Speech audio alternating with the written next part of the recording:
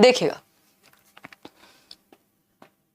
इस क्वेश्चन बहुत कंफ्यूज रहता हूँ। सवा एक सेशन लेंगे, डोंट वरी, मैं भी इंतजार कर रही हूँ नोटिफिकेशन का, है ना, क्योंकि उस टाइम पे आपका ध्यान और अटेंशन पूरी पीक पे रहती है। नहीं तो थियरीज तो मैंने बहुत बार कराई हुई है, तो तब हम समझेंगे, डोंट वरी। और नोट्स में भी आपको मिल जाएंगी ये सब चीजें। अकॉर्डिंग टू जीन पियाजे, डैश इज अ कॉन्सेप्ट और framework that organizes and interrupts and interprets information. यानी कौन सा एक कॉन्सेप्ट या फ्रेमवर्क है जो ऑर्गेनाइज करके रखता है और इंटरप्रेट करता है इंफॉर्मेशन को। अभी मैंने बताया कि आप मुझे पहचान पा रहे हैं, इसका मतलब आप इंटरप्रेट कर रहे हैं कि हिमांशी है, इसका मतलब मैं आपके स्कीमा में सेट हूं। तो ये जहां पे ऑर्गेनाइज होगा कि ये पियाजे की थ्योरी, ये वाइगोस्की की थ्योरी, ये सब दिमाग में एक स्कीमा में ही तो ऑर्गेनाइज्ड है ना। आपका एक स्ट्रक्चर है, स्टोर्ड इंफॉर्मेशन है ब्रेन में, उसी को स्कीमा कह रहे हैं हम। ठीक, तो ये कोई एक्सपोजिटरी मॉडल नहीं है, कहीं व्याख्या, advance organiser, sensory register, nothing, it's simple schema. और बात किसकी हो रही है? पियाजे की हो रही है। आसान क्वेश्चन। नेक्स्ट क्वेश्चन पर बढ़ेंगे। क्वेश्चन नंबर 7 देखिएगा। क्वेश्चन नंबर 7 देखिएगा, ये कहता है, रश्मि की बात हो रही है कोई आप में से रश्मि? कई सारी रश्मि हमारे पास होंगी, क्योंकि हम लगभग 6000 लोग तो जुड़ ही गए हैं अभी कुछ मिनट में, तो 6000 लोगों में रश्मि होने की संभावना बहुत ज्यादा है, क्योंकि भारतवर्ष में रश्मि नाम कॉमन है। देखिएगा, Rashmi uses a variety of tasks to cater to the different learning potential of learners in her class and often makes groups to facilitate peer learning। Groups बनाती हैं प्यारी रश्मि। सुन रही हैं आप सारी रश्मियां? रश्मि क्या करती हैं? एक टीचर हैं और वैरायटी ऑफ टास्क्स का इस्तेमाल करती हैं, यानी कई तरह की चीजें यूज करती हैं पढ़ाने में। बच्चों के ग्रुप्स बनवाती हैं और बच्चे पीयर्स आपस में एक साथ कोऑपरेट करके सीखें, सहयोग करके सीखें। लोग यहाँ हमारे सामने आइसक्रीम खा रहे हैं, हम देखो यहाँ बोले बोले जा रहे हैं, कुछ नहीं बचा है जीवन में अब। Which of the following theory supports her action? Simple बात है, ग्रुप में सीखना, कोऑपरेट करके सीखना, है ना, विभिन्न क्रियाकलाप, यानी बच्चे एक्टिव हैं तो वो क्या है? ये रचनावाद है। ठीक है, सहपाठियों के साथ सीख रहे हैं, ग्रुप में सीख रहे हैं। वाइगोस्की को याद कीजिए, आंख बंद करके प्रकट हो जाएंगे वाइगोस्की। फ्रॉइड से क्वेश्चन रेयरली कभी आता है ना, तो सिगमंड फ्रॉइड तो ही नहीं है, और सिगमंड फ्रॉइड के केस में डिफरेंट वर्ड्स वो यूज करेगा। समझ गए या नहीं? क्लियर? चलिए, हाँ, आज हम थोड़े से लेट हैं। Lawrence Kohlberg's moral development, BF Skinner, nothing. Group में सीखना, वाइगोस्की। सोशियो कल्चरल अप्रोच, सामाजिक सांस्कृतिक सिद्धांत की ये बात करते हैं। समाज और संस्कृति, यानी ग्रुप में रह करके बच्चा बेहतर सीखता है, समाज में रह करके बच्चा बेहतर सीखता है। क्वेश्चन नंबर 8 देखिएगा, which of the following is not an example of scaffolding, यानी मचान का टेम्परेरी हेल्प। स्कैफोल्डिंग का मतलब क्या है? जहां आप अटक रहे हैं वहां कोई आपको हेल्प दे दे। जब आपसे साइकिल नहीं चल रही थी, आप गिर रहे थे, पीछे से किसी ने पकड़ लिया, वो स्कैफोल्डिंग है ना। जब आपको बैट पकड़ना नहीं आ रहा था, किसी ने सिखाया पकड़ना, मतलब हेल्प की आपकी उसको ठीक करने में। ये क्या है? जब आप पेन पकड़ के लिख नहीं पा रहे थे तो आपका थोड़ा सा पकड़ने का स्टाइल चेंज किया, हेल्प की वहां पे। ठीक है ना? हाँ, चलिए आ जाइए। तो अगर मैं बात करूं, स्कैफोल्डिंग का उदाहरण नहीं है पूछा है, पाड़ का उदाहरण नहीं है, नहीं लिखा है।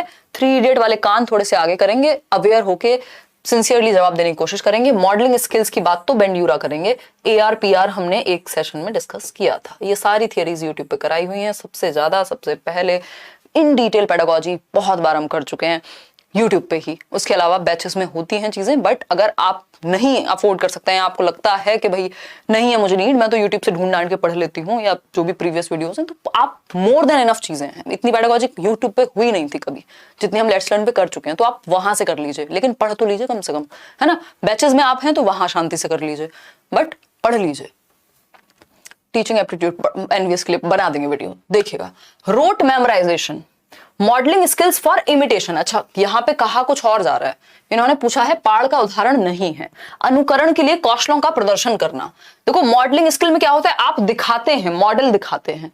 मान लीजिए लिखते कैसे हैं, ये किसी ने करके दिखा दिया, तो ये तो फिर हेल्प हो गई। उस केस में ये बात चल जाएगी, है ना, उस केस में ये बात चल जाएगी। पहली नजर में मेरा ध्यान इस पे बेंड्यूरा को लेकर ही गया था, तो ये स्कैफोल्डिंग का उदाहरण है।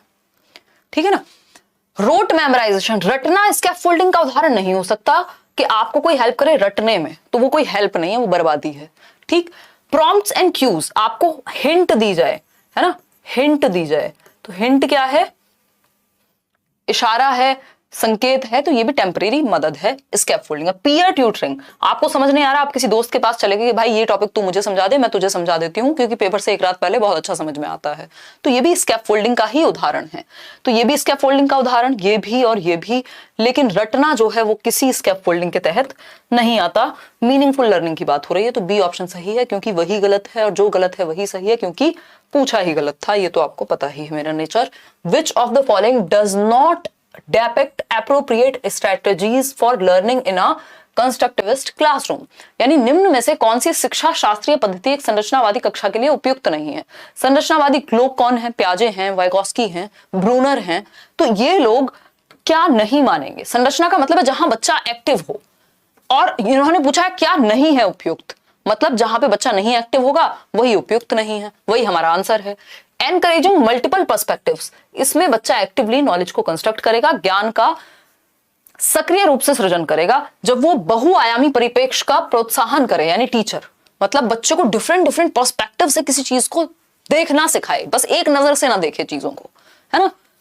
ग्रुप कोलैबोरेशन, जब बच्चे समूह में काम कर रहे हो, हाँ वाइगोस्की भी ऐसा कहते हैं, और रचनावाद में एक्टिविटी की बात होती है, यानी बच्चा एक्टिवली नॉलेज को कंस्ट्रक्ट करे, जो कि यहाँ है, बच्चा एक्टिव है। एक्सपेरिमेंटेशन करे, प्रयोग करे, बच्चा एक्टिव है। लेकिन ड्रिल एंड रिकॉल में बच्चा बाहर से दिखने में एक्टिव हो सकता है, लेकिन इसे रटना कहेंगे एक तरह से कि भैया बार बार बार बार 2 एकम 2 और 2 दूनी 4, वो कहां से आया, उसका क्या कॉन्टेक्स्ट है, कुछ नहीं। तो ये ड्रिल एंड प्रैक्टिस कंस्ट्रक्टिविज्म में नहीं आएगा, आप इसको अच्छा मान सकते हैं। ड्रिल एंड रिकॉल स्पेशली, यानी बस रिकॉल कर लो, जो रट्टा लगाया था उसको याद कर लो, है ना। तो ये क्या हो जाएगा, ये रोट लर्निंग हो जाएगी एक तरह से, ये बिल्कुल भी कंस्ट्रक्शन नहीं है नॉलेज की। क्वेश्चन नंबर 10 देखिएगा एक बार, ये कहता है who dismissed the idea of general intelligence, कि कोई सामान्य बुद्धि जैसी चीज नहीं होती। सामान्य बुद्धि की बात किसने की थी?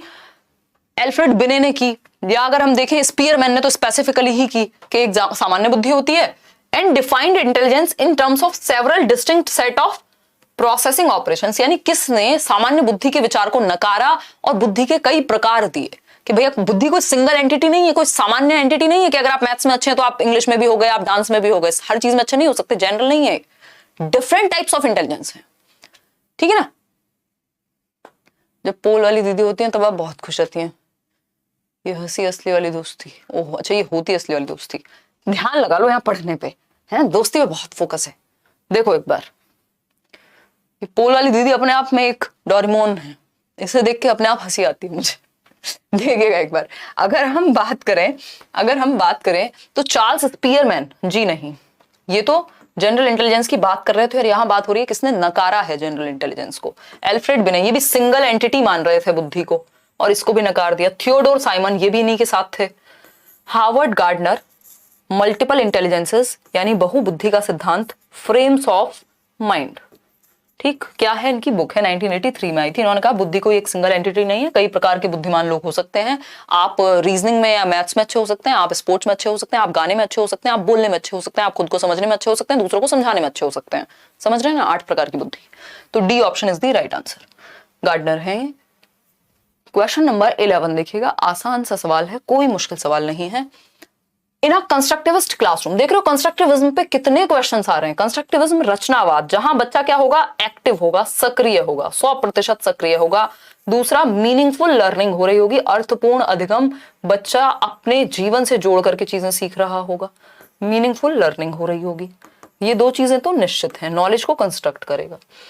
तो शुड बी एम्फेसिस, किस बात पे में ध्यान, एक संरचनावादी कक्षा में या रचनावादी कक्षा में। पहला ऑप्शन, लाइक शेयर करना भूल गए हो, आज बोलना भूल जाती हूँ तो आप करना भूल जाते हो, कमाल। पेपर में भी ऐसा ही करना। देखिएगा, अगर हम बात करें समेटिव असेसमेंट की, तो इसमें तो बच्चा एक्टिव नहीं होता, ये जजमेंट के लिए होता है। फॉर्मेटिव इज गुड, यहाँ पे एक्टिविटीज होंगी डिफरेंट तरह की। समेटिव में पेपर पेंसिल टेस्ट होगा। तो फॉर्मेटिव जो है संरचनात्मक मूल्यांकन, इसमें बच्चा एक्टिव होता है डिफरेंट तरीके से, कभी पोर्टफोलियो से, कभी किसी और एक्टिविटी के थ्रू आप बच्चे को जांच रहे हो, ठीक है ना। बच्चा एक्टिव है फॉर्मेटिव में। सिंगुलर असेसमेंट, स्टैंडर्डाइज्ड और यूनिफॉर्म तो बिल्कुल नहीं, फ्लेक्सिबल चाहिए हमें, एक तरीका नहीं चाहिए, मानकीकृत नहीं चाहिए। तो B option was the right answer.